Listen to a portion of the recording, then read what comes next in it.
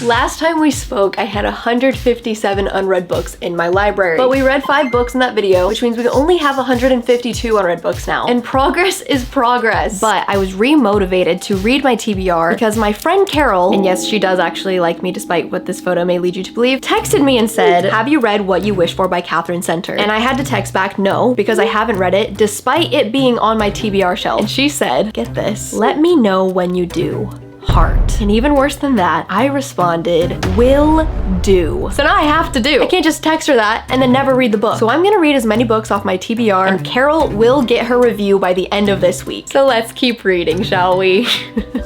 Hey guys, it's 9:36 p.m. and I need a book to take with me upstairs because I always read before bed. If I always read before bed, I always need a book, especially next to my bed. So let's go shopping on the TBR shelf and see what we should read. I really have never had the pulse on what I'm craving to read less, so this is gonna be an interesting thought process. Here's the shelf of books that I've read in 2024. Here is my TBR shelf. These are all of my unread books that are priority. There are definitely stragglers on here that shouldn't be on here because I'm nowhere near having the urge to read them, like nowhere near. Top authors for me right now, Vari McFarlane has provided me with 3 5-star books this year, so obviously I'm associating her with like the best time of my life, but I've read so many back to back that I want to relax a little bit, take my time, not just fly through her backlist and then be sad when it's over. Catherine Center is in a very similar vein. It's like romance but also literary fiction mostly, and we have to read What You Wish For at some point in this video because Carol needs a review. I can't just leave her unresponded to in my text messages, so this will be read at some point, which means I don't want to choose something in the same genre necessarily, but maybe I do. I don't know. I have like tired eyes right now. So part of me is like, I kind of am craving fantasy.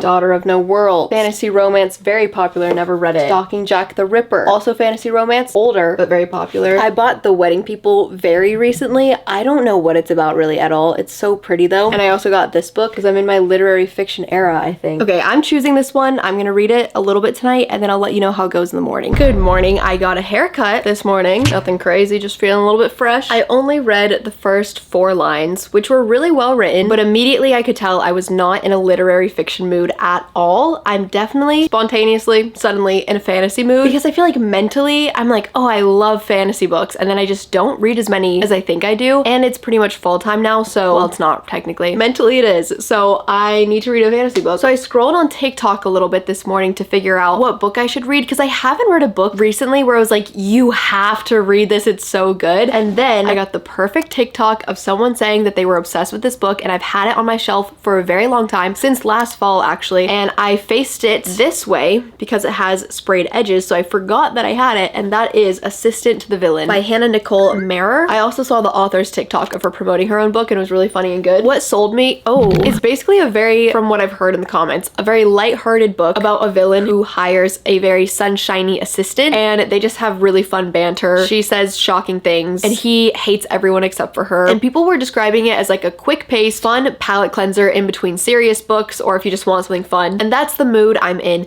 I also kind of want high stakes, so I don't know if I'm lying to myself, but I think that this is gonna be perfect, so let's see what the first line says. Oh wow, there's a little paragraph here that says, Assistant to the Villain is a laugh-out-loud fantasy romance with severed heads hanging from the office ceiling and employees betting on which interns will be fed to the dragon. In addition, the story includes elements that might not be suitable for all readers. Blood, death, battle, serious injury, extreme pain, and familial estrangement are shown on page. And then there's a map. This is the biggest map I've ever seen. Renadon, Hickory Forest, Unicorn Hunting Grounds, that's fun, Fluffy's Cave, Poison Village Well, Evil To-Do List, Steel Street Signs, Kidnap Damsels, Madness and Mayhem, Lunch Idea, Mermaid Sushi. That's so fun. I love how hand-drawn and amateur this map is. It's fun. Once upon a time, it was an ordinary day when Evie met the villain. That was the first sentence. I think this is perfect. I might even turn on some ambiance. Let's get into the fall spirit, shall we?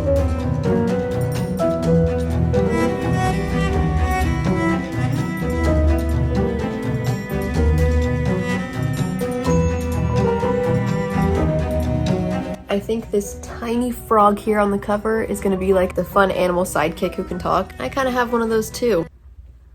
He's asleep right now, but he's really helpful. It's kind of like the library's keeper, just always watching over things. And then of course he also has to have a sidekick, so he has the elephant there. His sidekicks change on a daily basis. One chapter later, more like 72 pages later. That was fake laughter turned into real laughter. This book is eating, and I couldn't be more shocked. I read the first 3 pages of this when I bought it, and I must have been feeling brain foggy or something because it didn't make sense. I read it again. It's very simple to understand. I don't know what was going on back then. It's so good, and it's so comforting. And I've been envisioning finding a cozy fall comforting book, and I just couldn't think of which one would make me feel that way. This is the one that's making me feel that way. I love our main girl. She's so funny. The setting is so cozy. We're at a little manor. It's both POVs, so sometimes you get the villain's POV, which is so fun. It's going so great.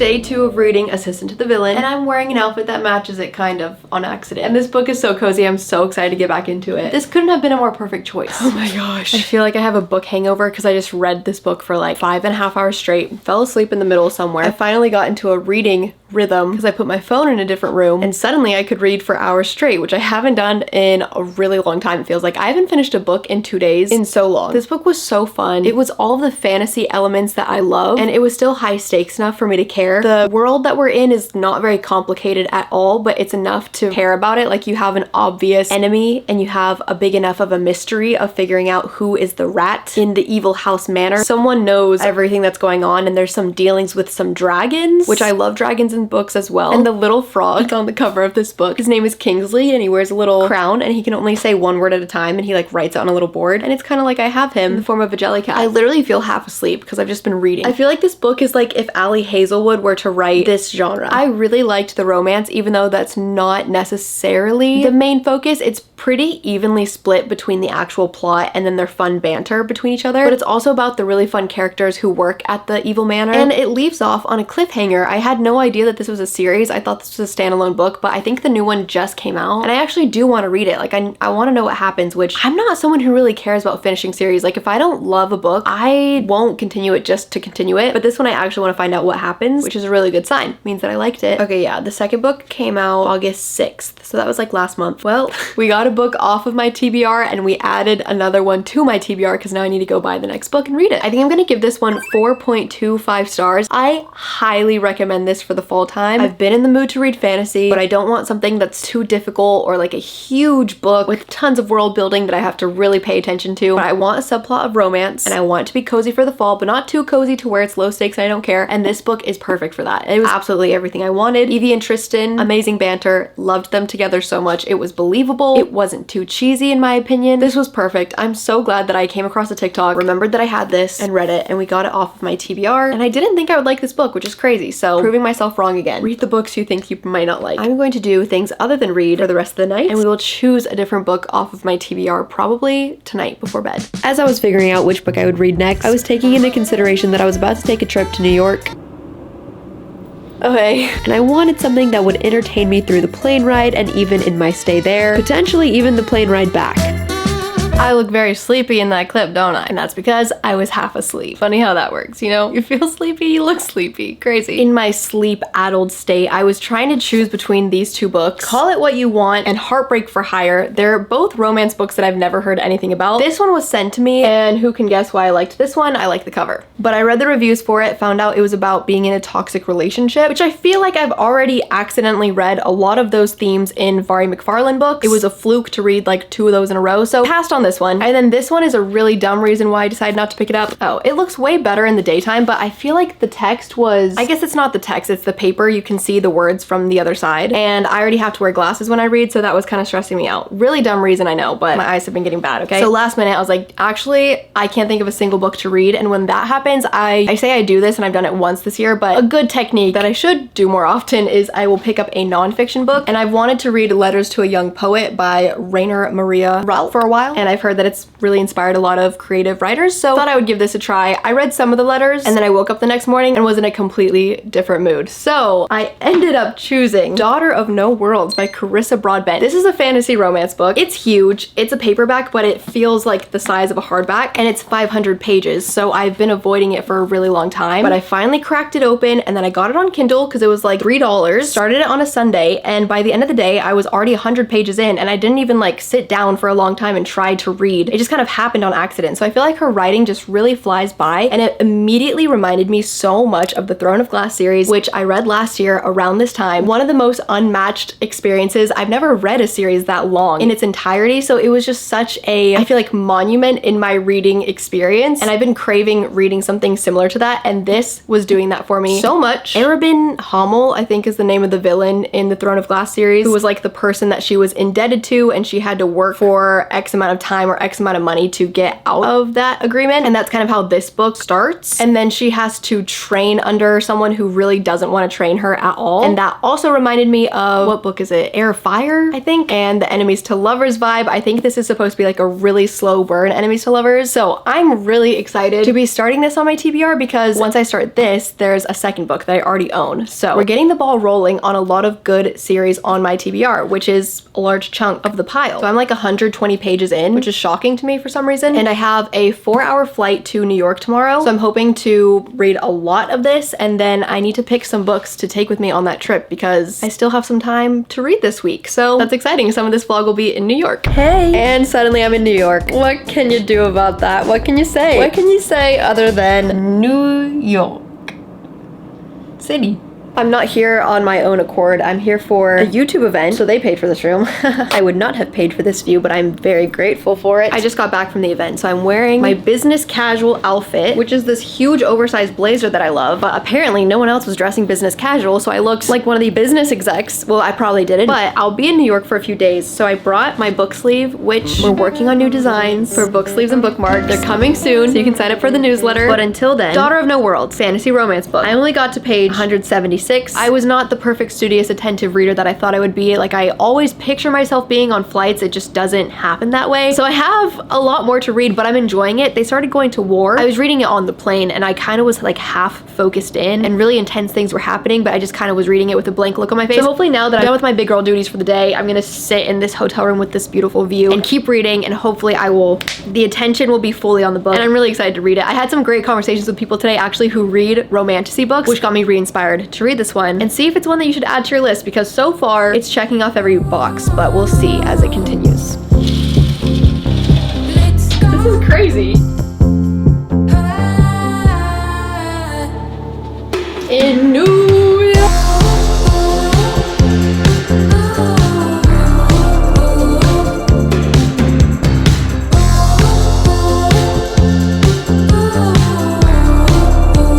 Hey, sorry I missed your call. It's been a few hours. We changed hotel rooms. They were like, hey, that really nice view that you got, that was an accident. It's actually not your room. No, I'm just kidding. We just have a different hotel now for a different YouTube event that Ryan is a part of. And you see this wristband? This means I'm strictly not allowed anywhere that he's allowed. So I'm in the hotel room reading my book, and it's so good. I can actually focus now that I'm not on the plane. For some reason, I feel like I normally focus really well when I'm on planes, but I was in a middle seat in between two grown men, and one of their elbows was halfway in my seat, so I just couldn't really relax the whole time. But now that I'm relaxed, I love the vibe between Max and Tessara, I think is how you say her name. I like the magic system that we're learning about more. I like that you can be in each other's heads. I feel like that's such a fun trope where they don't even like each other, but then magic happens and they're seeing each other's thoughts, and then they're like, who is that person in your thoughts? She also doesn't speak the same language as him. She speaks a little bit of it, and so you get to read her dialogue and see their like language barrier, because there's just really cute moments where she'll say something wrong and he'll giggle and correct her, and I've never read that before, so it's going really well. I'm 38% through, and I feel like fantasy books are best read in the dark, in bed, on a Kindle. I don't know why. I just feel like that's just how it should be read. Like, in the bright sunny daylight, it doesn't hit the same. I don't know. Just me?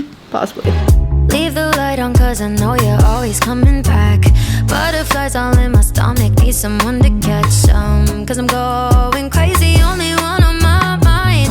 Hey, I'm in the I quite literally just got off the plane from New York and I'm back home. It was an amazing trip. I came home to my Claro merch and to this jelly cat. It's a dragon for next to my fantasy book. I'm pretty sure I copied Destiny. I think she already has this. And I got these two for fall and I thought they were gonna be way bigger. They're like mini tiny little. But I only had my Kindle on the trip, so I was reading Daughter of No Worlds, and let's see what page I'm on. It says I'm on chapter 60, page 400, so I'm gonna look up how far into the physical book we are because it's the most satisfying thing to travel and read a book, especially like a big book like this one, and then not have any idea where I am, and then come home and flip to it and be like, ah, I've made so much progress. Oh my gosh, it is page 400. That's so satisfying. I've read this much book and I have this much left. And it's really heating up right now in terms of war. So I'm gonna hopefully finish it right now tonight. I'm really excited. There's been a development for sure, and it is very interesting. Stakes are very high, and I've been wanting a book like that for a while now, so I'm getting my wish. Call you heartbreaker, 'cause my heart is breaking whenever I'm not next to you.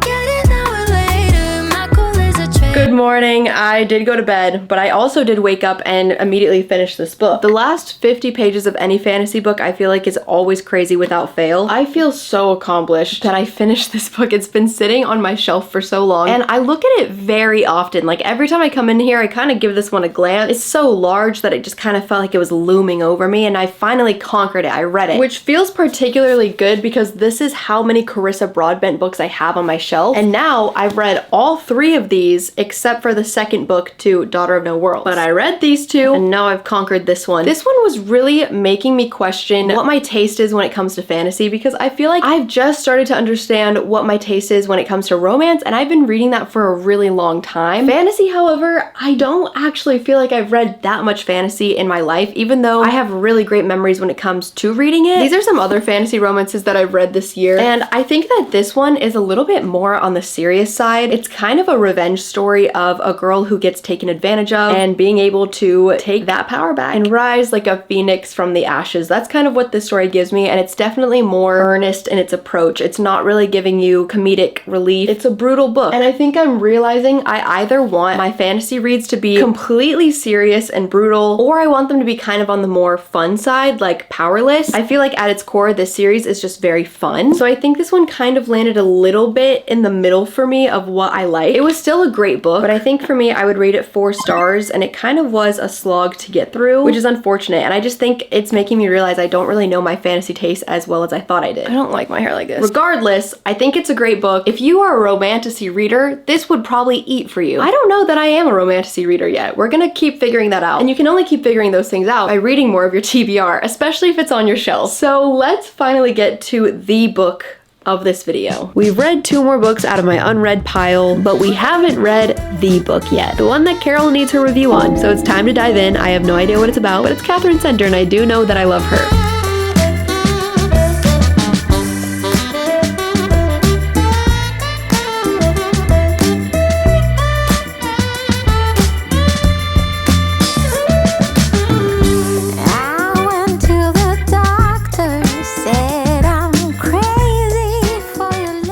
I thought it was weird that the guy in this book is named Duncan, when in Happiness for Beginners, Helen's brother is named Duncan, but he's like the younger brother. And in this book, he's a principal at a school, so he just gives kind of an older vibe. He doesn't give younger brother energy at all. But Helen just arrived on the scene, so it's the same Duncan, because I was like, that would be weird to use the same name in 2 of your different books. That's so cool. It's like connecting universes. I feel like I rarely ever read books in the order that they actually should be read in. I don't know if this book came before or after Happiness for Beginners, so I'll need to look that up, but fun Easter egg. I've been reading What You Wish For. It's Catherine Center, so I'm obsessed with it already. How many books have I read by her? The Bodyguard was my first one that I ever read. Hello Stranger, How to Walk Away, Happiness for Beginners. I think this is my 5th Catherine Center book, which is a lot. I think that's how many Emily Henry books I've read. This is the tag of my pants if you're wondering. But this book follows a school librarian. She lives in Galveston, Texas. Catherine Center lives in Texas, and all of her books take place somewhere in Houston, mostly Houston, I think. This one's Galveston. And she moved schools because she had a really difficult crush on a guy named Duncan who never gave her the time of day, had a girlfriend. So she was like, I'm gonna go start a life somewhere else. And she lives with the school principal. It's like a really sweet old couple, but he sadly passes away and a new principal comes to town, and it's none other than Duncan, the guy that she had a crush on. And he used to be a really fun-loving guy. I think that you will like him if you don't think about descriptions of fashion choices too much, because like wearing polka dot socks is like part of his personality trait. Juggling. He's whimsical and he's funny and he's so confident in himself that that is what is attractive about him. And she kind of becomes a little bit like that too. But when he comes to this school, he's no longer like that at all. He's super rigid. He's putting all these safety protocols into place and she has no idea why he has changed so much. And I started to predict that he had something traumatic happen to him because he was very focused on the safety of the school and that was the only thing that he was focused on. And even from that description, you can probably guess why that is. So I would check trigger warnings on the book, but from what I can gather, this entire book is about trying to find joy in life despite hard circumstances. And there's some really great quotes about you can't always choose your circumstances, but you can choose to move towards things that you know should produce joy. Even if you don't feel joy, you can do things that you know could lead to joy or bring it to other people, which is really wholesome. And I feel like her writing style has always reminded me of Bob Goff, who is mostly a nonfiction author, but if his sort of like whimsical, fun, positive life messages were put into a fiction story, that's what her books remind me of. And they're always just such a joy to read. I always love the main female protagonist that we're following. The plot is always moving, it's never boring, and I feel like her text is really short sentences, there's lots of dialogue, so I fly through them way faster than other books, and this one has been no different. The declarations of love or confessing to having a crush is always like the cutest, most unique thing I've ever read. So yeah, I'm gonna keep reading today, and I should be done with it probably by today, because I'm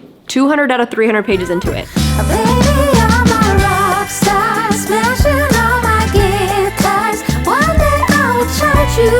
It's the good morning, you know what it always is. Welcome back to the Haley Pham TV show, where we read books and review them all the time.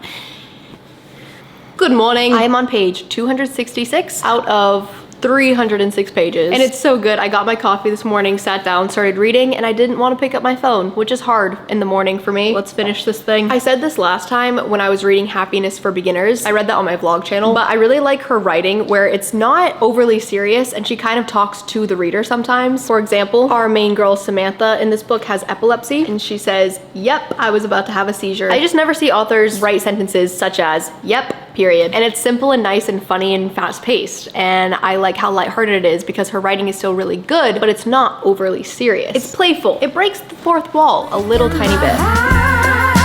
You're just like my sport car, driving fast, you go far.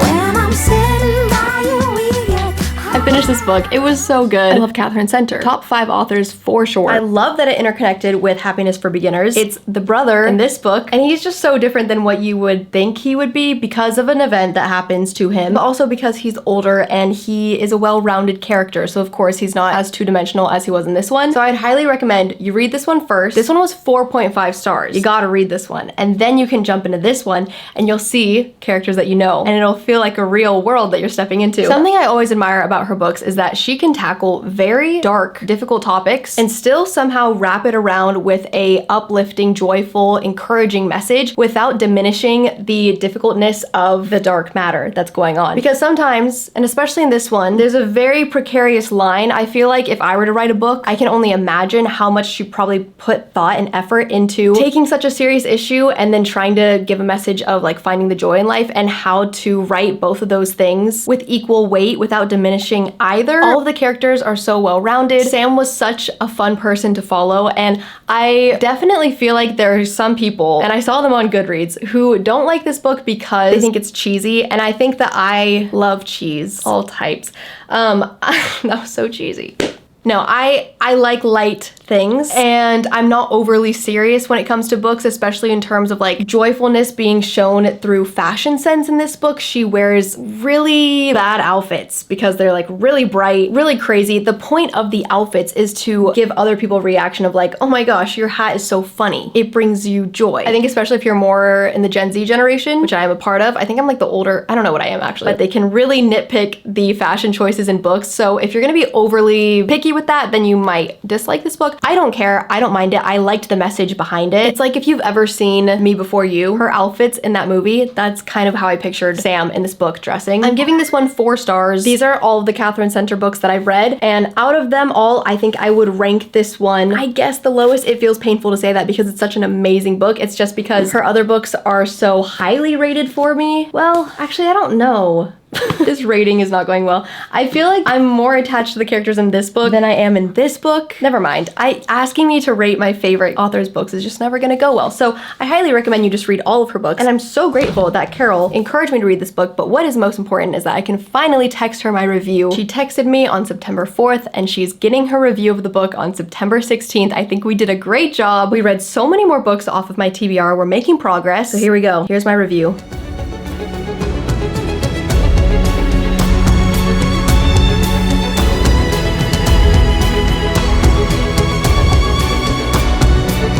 Perfect, and send.